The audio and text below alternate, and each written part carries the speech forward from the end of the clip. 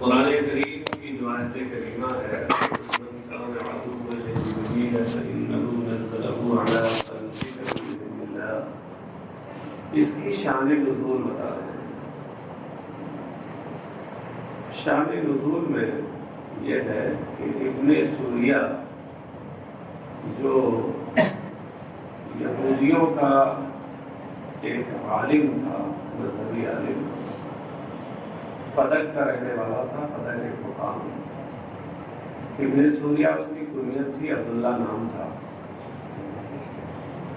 تو اس نے نبی اکرم صلی اللہ علیہ وسلم سے پوچھا، اس نے پوچھا کہ وہی کون سا فرشتہ وحی لاتا ہے؟ تو جس سے پوچھا اس نے جواب دیا کہ جبریل۔ تو اس نے کہا کہ جبریل تو ہمارا دشمن ہے، وہ ہمارے پہ عذاب لے کے آتا ہے۔ اگر یہ وحی لانے والا فرشتہ جبریل کے بجائے میکائیل ہوتا تو ہم آپ کے دین پر ایمان لے آتے۔ کیوں؟ اس لیے کہ میکائیل تو ہمیں فائدہ پہنچاتا، بھائی وہ سرسبزی و شادابی اور امن و شانتی کا ماحول پیدا کرتے ہیں، وہ ہمارے لیے مفید ہے۔ جبریل تو ہمارے لیے عذاب ہے۔ بہانے ہیں نہ ماننے کے اور نہ ایمان لانے کے۔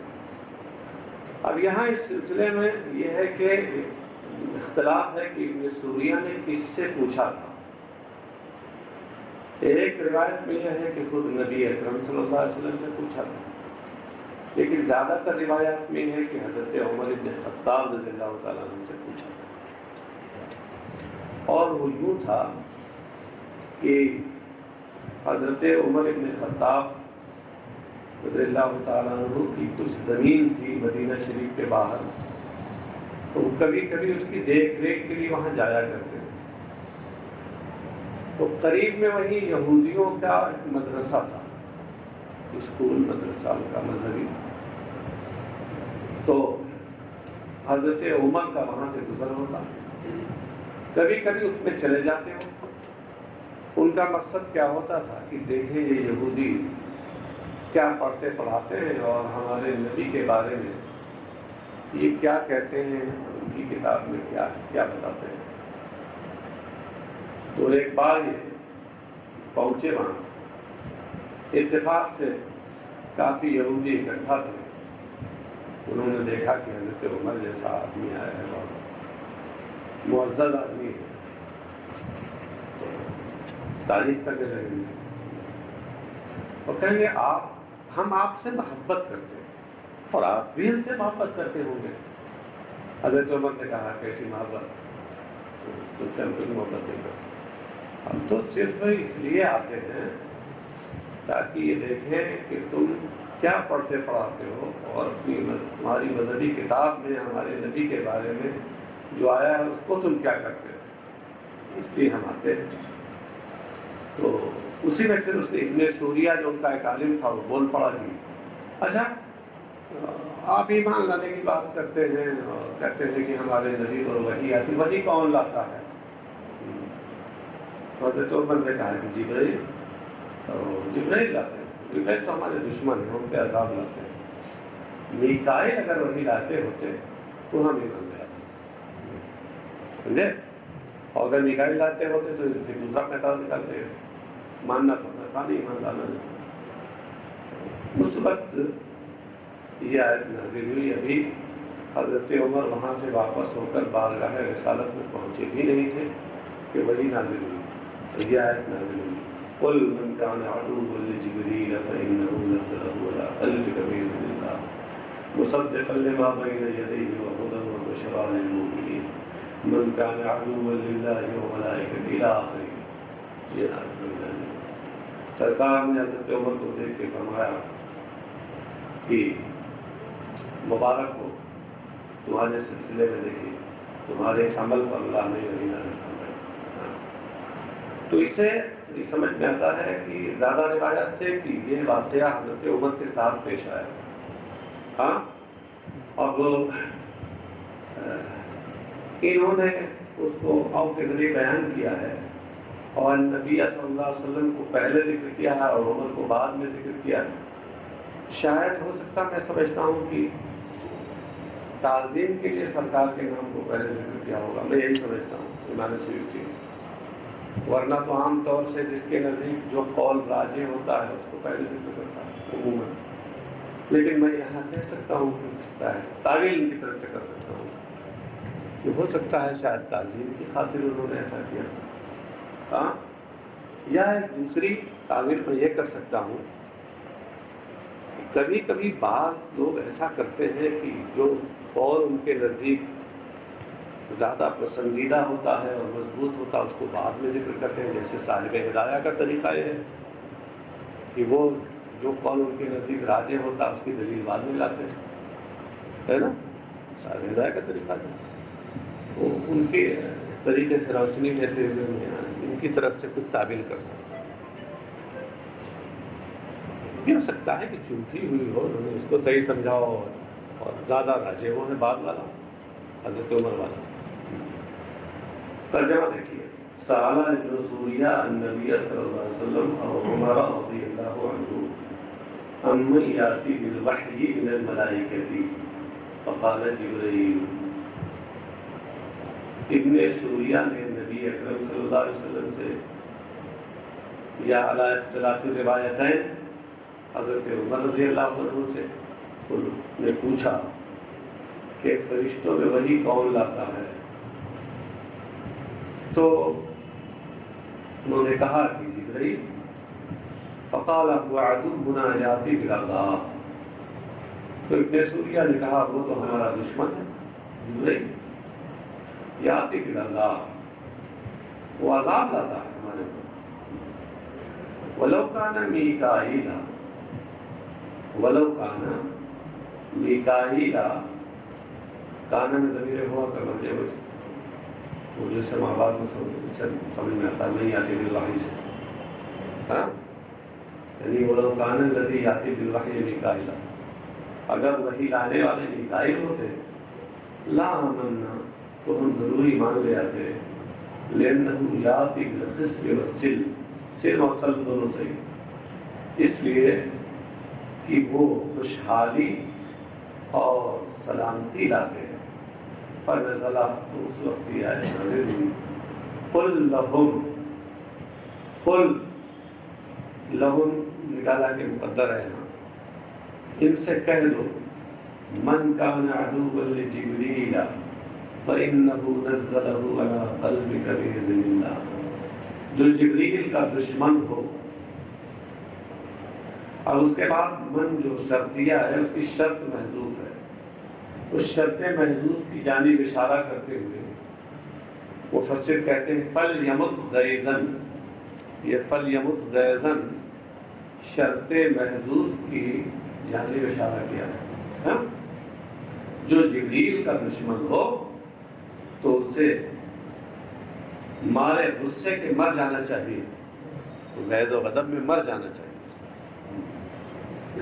فَإِنَّهُ نَزَّلَهُ أَيْ الْقُرْآنَ عَلَى قَلْبِكَ بِإِذْنِ بِأَمْرِ اللَّهِ، اس لیے کہ اس نے قرآن، اس کو یعنی قرآن کو، ضمیر کا مرجع بتا دیا، نزلہ میں ضمیر منصوب کا مرجع کیا ہے، آپ کے دل پر اللہ کے حکم سے اتارا، یہ تو امر کے معنی میں ہے، یہ مفسر نے ظاہر کیا ہے، مصدقا لما بین یدیہ وہدی وبشریٰ للمؤمنین، یہ مصدقاً حال واقع ہے اس سے، نزلہ میں ضمیر مفعول ضمیر منصوب سے، اس حال میں کہ یہ اس سے پہلے کی کتابوں کی تصدیق کر رہی ہے، تصدیق کرنے والی ہے۔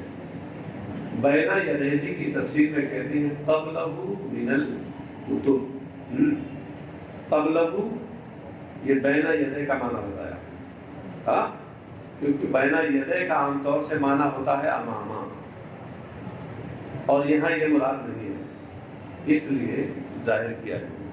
کہ ایک معنی یہ بھی ہوتا ہے کبھی کبھی اس طرح. اور من الکتب یہ لما بین یدیہ میں ماں کا بیان ہے، یعنی ماں سے مراد کتابیں ہیں. تو ترجمہ کیا ہوا؟ اس حال میں کہ وہ قرآن اس سے پہلے کی کتاب، اپنے سے پہلے کی کتابوں کی تصدیق کرنے والا، وہ ہدی اور وہ سراپا ہدایت ہے من الضلالہ گمراہی سے، وہ بشریٰ للمؤمنین اور مومنوں کے لیے وہ خوشخبری ہے اس کی، بالجنت جنت کی خوشخبری ہے. من کان عدوا للہ وملائکتہ ورسلہ وجبریل ومیکال فإن اللہ عدو للکافرین. جو اللہ کا، فرشتوں کا، رسولوں کا، جبریل و میکائیل کا دشمن ہو، تو یقیناً اللہ ان کافروں کا دشمن ہے. جبریل اور میکائیل اس میں بتا رہے ہیں کہ 3، جبریل میں 4 اور میکائیل میں 3 لغت ہیں، 3 قراءت. ایک تو یہ کہ بے کسری الجیم و فتح، یعنی جب اور جب. پھر کہتے ہیں بلا حمزۃ و بہ، حمزہ کے ساتھ اور بغیر حمزے کے اور حمزے کے ساتھ. بے یا و دونہا، یا کے ساتھ اور بغیر یا کے. 4 قراءتیں ہوئی. ایک میں تو یہ آپ رکھیں کہ جیم پر آپ کسرہ پڑھیں اور پڑھیں جبریل، جیم پر کسرہ یا بغیر حمزے کے جبریل، اور دوسرے حمزے کے ساتھ یعنی جبرائیل. جبرائیل تو ہو گئے. اور دوسرے 2 قراءتیں جیم کے فتح کے ساتھ ایسے پڑھ لیں، جبریل، جبرائیل. طریقے سے یہ 4 قراءتیں ہو. ومیکال، تو بتا رہے ہیں کہ یہ ملائکہ پر معطوف ہے. سوال یہ پیدا ہو رہا تھا کہ ملائکتی کی جب کہہ دیا تو جبریل و میکائیل کے ذکر کی کیا حاجت تھی؟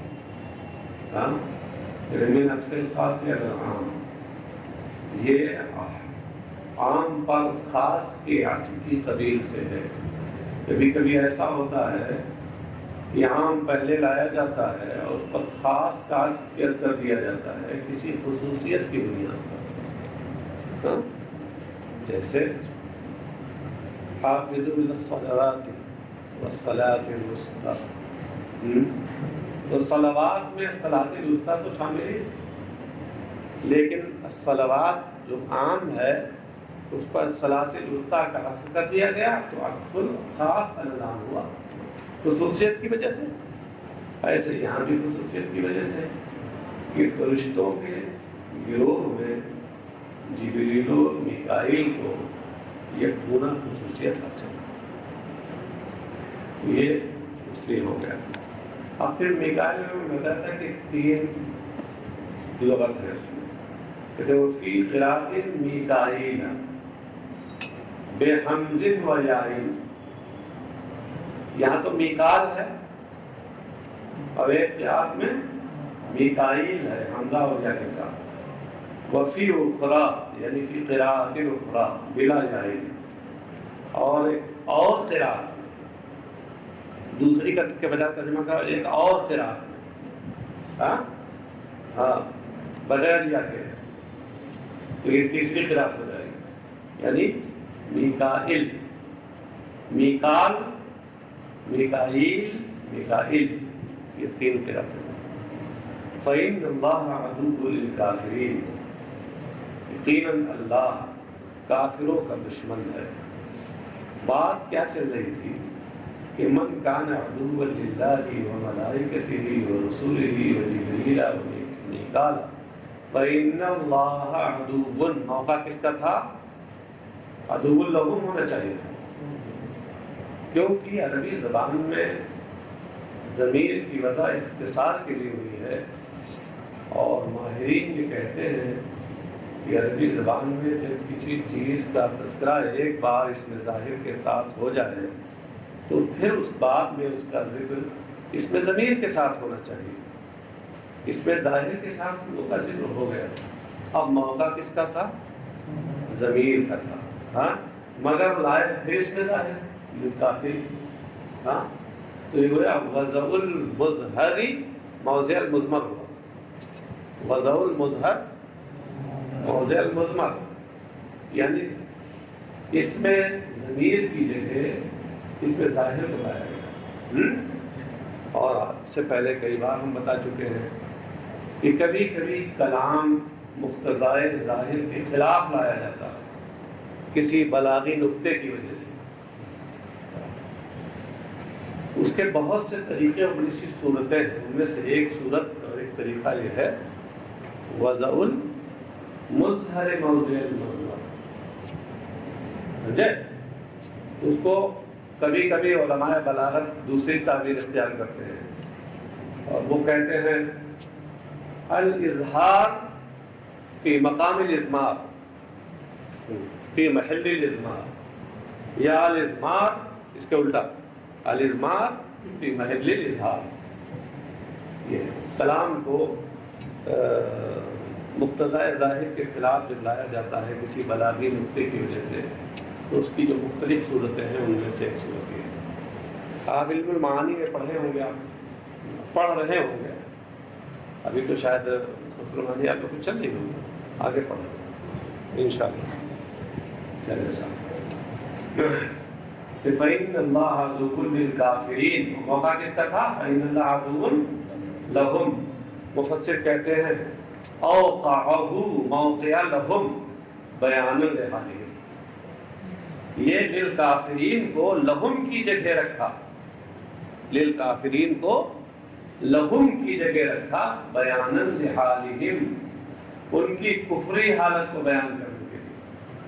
کیونکہ اگر صرف لہم کہہ دیتے تو اس صورت میں ان کے وصف کفر کا واضح بیان نہ ہوتا، اور اب جب کافرین کہہ دیا للکافرین تو یہ جہاں ظاہر ہو گیا کہ فلاں فلاں فلاں مراد ہیں، وہیں ان کے خاص وصف کفر کا بیان بھی ہو گیا کہ ان کا یہ طرز عمل، یعنی اللہ سے دشمنی، رشتوں سے دشمنی، رسولوں سے دشمنی اور جبریل و میکائیل سے دشمنی، یہ سب دشمنی ان کی کفر ہے.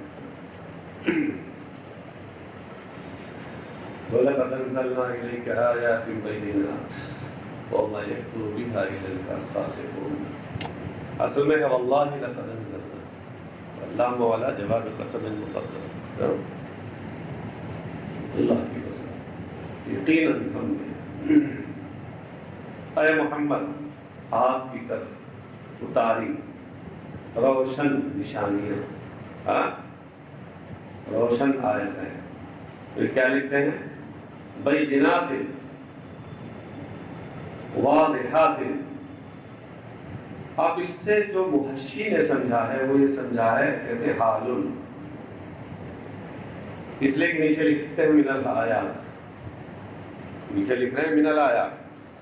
اس کا مطلب وہ یہ سمجھ رہے ہیں کہ یہاں حال اصطلاحی معنی ہے، وہ حال نحوی ہے سمجھ رہے ہیں. اور گویا یہ کہنا چاہ رہے ہیں کہ امام سیوطی نے جو یہاں پر یہ کہا ہے کہ بینات واضحات کے معنی میں ہے اور بینات آیات سے حال ہے.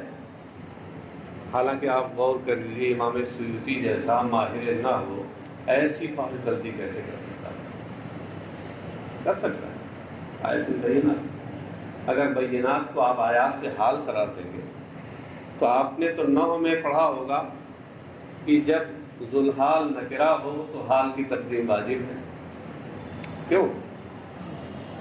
ذوالحال نکرہ ہو تو حال کی تقدیم واجب ہے تاکہ حالت نسبی میں صفت سے التباس نہ ہو جائے. اور یہاں اتفاق سے حالت نصبی ہی محض الحال آیات ہیں. ہاں اب صاحب اگر اس کو حال بنائیں گے آپ بینات کو تو ترتیب تو واجب ہے، تو اس کو بینات کو مقدم ہونا چاہیے تھا، جبکہ قرآن کریم میں مقدم نہیں بعد میں آ رہی. اس کا مطلب یہ ہے کہ یہ صفت ہے، حال نہیں. ہاں لہذا امام سیوطی جو واضحات کے بعد حال لکھ رہے ہیں، اس سے سمجھ میں آیا کہ حال سے مراد حال اصطلاحی اور نحوی نہیں ہے جو محشی صاحب نے سمجھا ہے، بلکہ کیا ہے واضحات حالیں، ایسی آیتیں جن کی حالت واضح ہے. یہ ہے بات. اور اتفاق ایسا کیا کیجیے گا، علامہ صابری رحمۃ اللہ علیہ کے قدم بھی پھسل گئے تھے اور انہوں نے بھی یہی سمجھا، انہوں نے وہی لیا،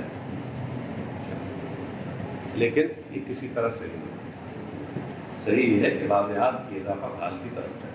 اور یہ بتانا چاہیے حال یہاں جو بھی معنی میں ہے اصطلاحی معنی میں عربی میں رد لقول ابن سوریہ للنبی صلی اللہ علیہ وسلم ما جئت بشیء. یہ ابن سوریہ نبی اکرم صلی اللہ علیہ وسلم سے ابن سوریہ نے جو کہا تھا اس کا رد ہے کہ ما جئت بشیء، آپ ہمارے پاس کچھ نہیں لائے. انہوں نے کہا تھا کہ آپ ہمارے پاس کوئی واضح بات لے کے آئے نہیں. تو اللہ نے رد میں آیت اتاری تھی لقد انزلنا الیک آیات بینات، اے محمد ہم نے تو کھلی ہوئی اور واضح آیتیں اور نشانیاں آپ کی طرف اتاری ہیں، ان کی حالت ایک دم واضح ہے، وہ مشتبہ الحال نہیں ہے. وما یکفر بها الا الفاسقون، اور نافرمان ہی ان کا انکار کرتے ہیں یا ان کے ساتھ کفر کرتے ہیں. نافرمان، فاسق، فاسقون فاسق کی جمع ہے، اور یہ فسق سے بنا. فسق کا معنی کیا ہوتا ہے؟ الخروج یعنی طاعت، فرما برداری سے نکل جانا. جو فرما برداری سے نکل جاتا وہ کیا کہلاتا ہے؟ نافرمان ہو. کیا جو فرما برداری سے نکل جائے گا نافرمان ہوگا، تو کیوں سیدھا سیدھا ترجمہ کر لیجیے آپ نافرمان.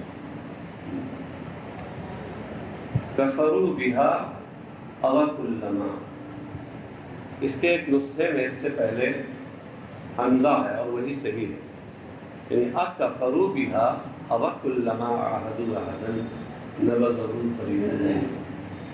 یہ یہاں پر جو نکالا ہے مفسر نے، یہ اس بات کی جانب اشارہ کیا ہے کہ یہ جو کلما عہد اللہ کلما عہدوا عہدا نبذه فریق منهم جو جملہ آ رہا ہے آگے، اس کا عطف جملہ مقدرہ پہ ہے، جملے پر ہے جو یہاں مقدر ہے. ظاہر سی بات ہے کہ جب یہ استفہامیہ ہے تو اس کا جو معطوف علیہ جملہ ہے وہ بھی استفہام ہوگا، اس لیے اکفروا بها ہونا چاہیے. جس نسخے میں واضح ہے لکھا ہوا ہے وہاں تو کوئی بات ہی نہیں ہے. اور یہاں آپ زیادہ سے زیادہ تعبیر کر سکتے ہیں کہ بھائی ہم پر اکفروا بها اور کلما عهدوا اللہ، کیا انہوں نے اس کے ساتھ انکار کیا، یا جب انہوں نے عہد و پیمان کیا، جب انہوں نے عہد و پیمان کیا، نبذہ فریق منہم، تو ان میں سے ایک گروہ نے اس عہد و پیمان کو پھینک دیا، بسے کچھ ڈال دیا، پھینک دیا. بل اکثرهم لا یؤمنون، بلکہ ان میں سے زیادہ تر ایمان نہیں رکھتے. میں کلما عاہدوا عہدا ہے، عاہدوا یہ فعل متعدی ہے. عہد و پیمان کسی سے کیا جاتا ہے، جو جس سے عہد و پیمان کیا جاتا ہے وہ مفعول بہ بنتا ہے. ترکیب میں مفعول بہ یہاں محذوف ہے. کون ہے مفعول بہ؟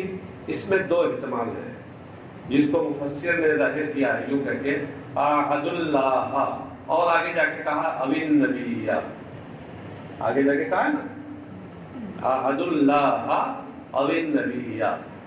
تو یہ اس سے مفسر یہ اشارہ کرنا چاہتے ہیں کہ کہ مفعول بھی محذوف ہے، یہ تو یقینی بات ہے، لیکن مفعول بھی کون ہے جو محذوف ہے؟ اس میں دو احتمال ہیں، یا تو اس میں جلالت ہو اور اصل عبارت ہو عہد اللہ، اور یا اس میں رسالت ہو یعنی عہد النبی۔ اب اس میں جلالت ہو تو مطلب کیا ہوگا کہ عہد اللہ عہدن، جب انہوں نے اللہ سے عہد و پیمان کیا، علی الایمان بالنبی خرجا، نبی اکرم صلی اللہ علیہ وسلم پر ایمان لانے کا عہد و پیمان کیا، اگر ان کا ظہور ہو، ان خرجا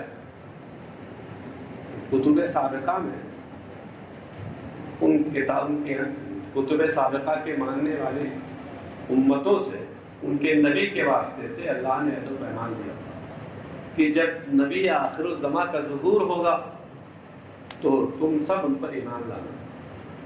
یہ عہد و پیمان اگرچہ نبیوں کے واسطے سے تھا مگر اللہ نے دیا تھا۔ تو صورت پہ کیا مطلب ہوگا کہ جب ان لوگوں نے اللہ سے عہد و پیمان کیا، نبی اکرم صلی اللہ علیہ وسلم پر ایمان لانے کا عہد و پیمان کیا، اگر ان کا ظہور ہو، اوین نبی، یا انہوں نے نبی اکرم صلی اللہ علیہ وسلم سے عہد و پیمان کیا، اللہ یعاونوا علیہ المشرکین، اس بات کا عہد و پیمان کہ وہ نبی کے خلاف مشرکین کا تعاون نہیں کریں گے، مدد نہیں کریں گے۔ اگر پہلی والی صورت ہو تو وہاں عہد و پیمان سے مراد وہ عہد و پیمان ہے جو کتب سماویہ میں نبی کے واسطے سے اللہ نے ان امم سابقہ سے لیا، اور اگر یہاں پر النبیہ مفعول بھی محذوف ہو تو اس صورت میں عہد و پیمان سے مراد وہ عہد و پیمان ہے جو خود نبی اکرم صلی اللہ علیہ وسلم نے ہجرت مدینہ کے بعد یہودیوں سے لیا تھا۔ ان سے یہ پر عہد و پیمان لیا تھا کہ دیکھیے ایسا ہے، تمہارا مذہب الگ ہے، ہمارا مذہب الگ ہے، لیکن ایک چیز یہ ہے کہ تم اگر مشرکین ہم پر حملہ آور ہوں تو تم ہمارے مخالفی مشرکین کی مدد نہیں کرو۔ ہاں، مگر انہوں نے کیا کیا؟ بعد میں جب مشرکین نے چڑھائی کی تو یہ مشرکین سے جا کے مل گئے، کچھ کھلم کھلا مل گئے اور کچھ اندر مل گئے۔ اسی کو بیان کیا نبذہ فریق منہم، نبذہ اے طرح، نبذہ یبذو کا معنی ہوتا ہے پھینکنا اور ڈالنا، تو ان میں سے ایک گروہ نے اس عہد و پیمان کو پھینک دیا، عہد و پیمان کو پھینک دیا۔ عہد و پیمان جو بھی پھینکنے والی چیز ہے، یہ تو ایک معنوی چیز ہے، اور پھینکی جو چیز جاتی ہے وہ محسوس ہوتی ہے۔ امام سیوطی کہتے ہیں بے نقضہ، بائے تصویر لا کر یہ بتا رہے ہیں کہ نبذہ میں جو نبض ہے، اس نبض سے مراد نقض ہے بطور استعارہ و بطور مجاز۔ عہد و پیمان کو پھینکنے کا مطلب ہے عہد و پیمان توڑ دینا، یعنی اس کو توڑ کے کہتے ہیں جواب علماء، مفسر کہتے ہیں نبذہ فریق منہم، یہ جملہ علماء کا جواب ہے، وہو محل الاستفہام الانکاری، اور یہی نبذہ فریق منہم یہ استفہام انکاری کا اصل محل ہے۔ یعنی اگرچہ دیکھنے میں حمزہ استفہام علماء پہ داخل ہے، لیکن دراصل اس کا اثر معنوی اس کی جزا نبذہ پر ہو رہا ہے۔ سمجھ گئے؟ بل اکثرهم لا یؤمنون، تو کہتے ہیں بل یہاں انتقال کے لیے ہے، یعنی من غرض الی غرض آخر، بل کئی ادراک کے لیے آتا ہے اور کبھی ایک مقصد سے دوسرے مقصد کی طرف منتقل ہونے کے لیے آتا ہے، کہ بلکہ ان میں سے بیشتر ایمان نہیں رکھتے۔ وَلَمَّا جَاءَهُمْ رَسُولٌ مِّنْ عِندِ اللَّهِ مُصَدِّقٌ لِّمَا مَعَهُمْ نَبَذَ فَرِيقٌ مِّنَ الَّذِينَ أُوتُوا الْكِتَابَ كِتَابَ اللَّهِ وَرَاءَ ظُهُورِهِمْ كَأَنَّهُمْ لَا يَعْلَمُونَ، اور جب ان کے پاس اللہ کی جانب سے کوئی رسول آیا، کوئی رسول یا محمد صلی اللہ علیہ وسلم، اس سے بتایا اس سے مراد ہے سرکار اقدس صلی اللہ علیہ وسلم، نبی آخر الزمان، مصدق لما معہم، جو ان کتابوں کی تصدیق کرنے والا ہے جو کتاب ان کے ساتھ ہے، جن پر وہ ایمان رکھتے ہیں۔ نبذ فریق من الذین اوتوا الکتاب کتاب اللہ وراء ظہورہم، تو کتابیوں نے اللہ کی کتاب کو اپنی پس پشت پھینک دیا، ڈال دیا۔ کتاب اللہ ای تورات، یہ ظاہر کیا کہ کتاب اللہ میں جو اضافت ہے برائے اہل خارجی ہے، اس سے مراد کتاب اللہ کا ایک خاص فرد ہے، وہ توریت ہے۔ وراء ظہورہم، اپنے پیچھے پھینک دیا۔ ابھی میں نے بتایا کہ نبض کا معنی جو پھینکنا ہوتا ہے یہ محسوسات میں ہوتا ہے، ہاں، اور اتفاق یہاں کتاب اللہ تو محسوسات میں ہے، ہاں۔ تو آپ سوچتے ہوں گے کہ شاید یہی ہوا کہ یہ کتاب لیا اور یوں باہر پھینک دیا، یہ مراد نہیں ہے۔ بطور یہاں کنائی معنی مراد ہے، اور کنائی معنی کیا ہے؟ اے لم یعملوا بما فیھا من الایمان بالرسول وغیرہ، یعنی اس کتابوں، اس کے اندر جو رسول پر ایمان لانے اور اس کے علاوہ دیگر اور احکام تھے ان پر عمل نہیں کیا۔ کتاب کو پچے پش ڈال دینا، اس سے بطور کنایا مراد یہ ہے کہ انہوں نے کتاب میں جو عقائد اور جو احکام تھے خصوصی ان پر عمل نہیں کیا۔ اور کأنہم لا یعلمون، گویا وہ جانتے نہیں، کیا نہیں جانتے؟ لا یعلمون یہ فعل متعدی ہے جس کا مفعول بھی محذوف ہے، جس کی جانب اشارہ کیا کہ اس میں دو احتمال ہیں۔ لا یعلمون ما فیھا من انہ نبی الحق، گویا کہ اس کتاب میں جو یہ بات مذکور ہے کہ یہ نبی برحق ہے، اسے یہ نہیں جانتے، یا یہ نہیں جانتے کہ انہا کتاب اللہ، یہ نہیں جانتے کہ یہ اللہ کی کتاب ہے۔